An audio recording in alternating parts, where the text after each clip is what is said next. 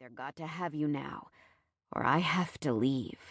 Cassie pretended to think, but when he growled, she knew her time was up. Only one? He stared for a second, then answered, Yeah. She shrugged. It's a good thing I travel with a pair in my makeup bag then, isn't it? Before she could laugh, he pounced over her, kissing her more in mock punishment than in pleasure, but it morphed easily into the same playful teasing she'd already come to expect, and she felt him reach into his pocket and pull out his wallet. She reached down and stroked him while he unwrapped the condom and rolled it on. Then he paused, poised right at her entrance, eyes watching her intently. Cassie smoothed her hands up his biceps and realized he was shaking just a little. From the cold? Excitement? Or restraint? She didn't have time to ask, not that she really should have anyway, because whatever was holding him back broke, and he pushed into her with one slow, smooth thrust. Oh, good sweet Jesus, that's the stuff, she moaned. Then blinked when he chuckled. I said that out loud, didn't I?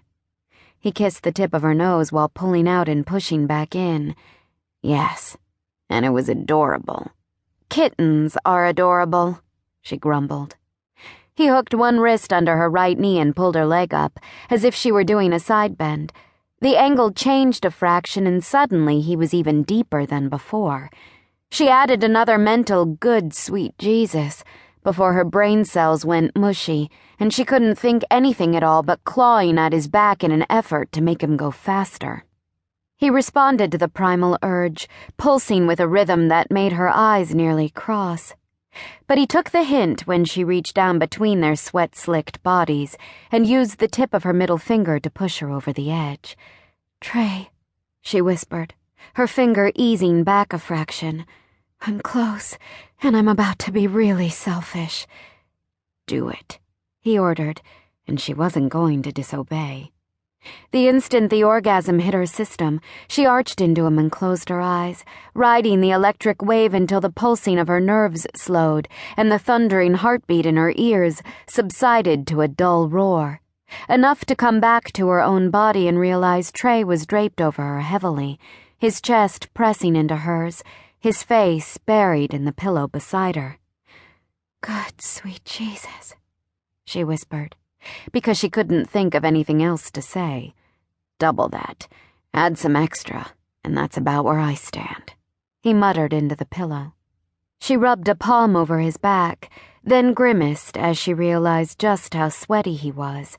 In fact, she was pretty damn hot from the exercise herself, and the man was like a walking sauna. His body heat nearly burned. Almost as if reading her mind, he did a push-up, yum, and took his weight completely off her. She couldn't resist rubbing her palms down his flexed biceps. Sorry, I just couldn't keep upright any longer. He pulled out, careful to keep the condom in place, then headed to the bathroom. The second the door was closed, she bit down on her bottom lip, kicked her feet, and did a silent scream dance. Night of blowing off steam? Total success. God, if she couldn't get out to have fun in the next few weeks, this was the perfect memory to take into seclusion with her. She heard the water running, then stopped before the bathroom door opened. He walked out, still naked, completely unself-conscious about it. He paused at the foot of the bed, watching her. Might as well go for the gold. Got somewhere to be? He shook his head. Cassie patted the bed beside her. If you're game for round 2, I'm not going to say no. Just, give me an hour or something. He helped her roll the comforter down so they could slide in. Just as he wrapped his arm around her waist, her phone buzzed on the TV console. I should get that. Stay, he muttered. Ignore the world and stay. It's going to be Anya. If I don't answer in 5 minutes or less, she'll have management opening the door to do a dead body check. In that case, he held up the covers for her to crawl out from. If it grants me another hour in here with you, by all means.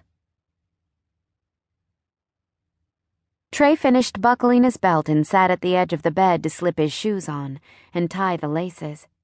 Cassie stood and walked, blessedly naked, to her suitcase.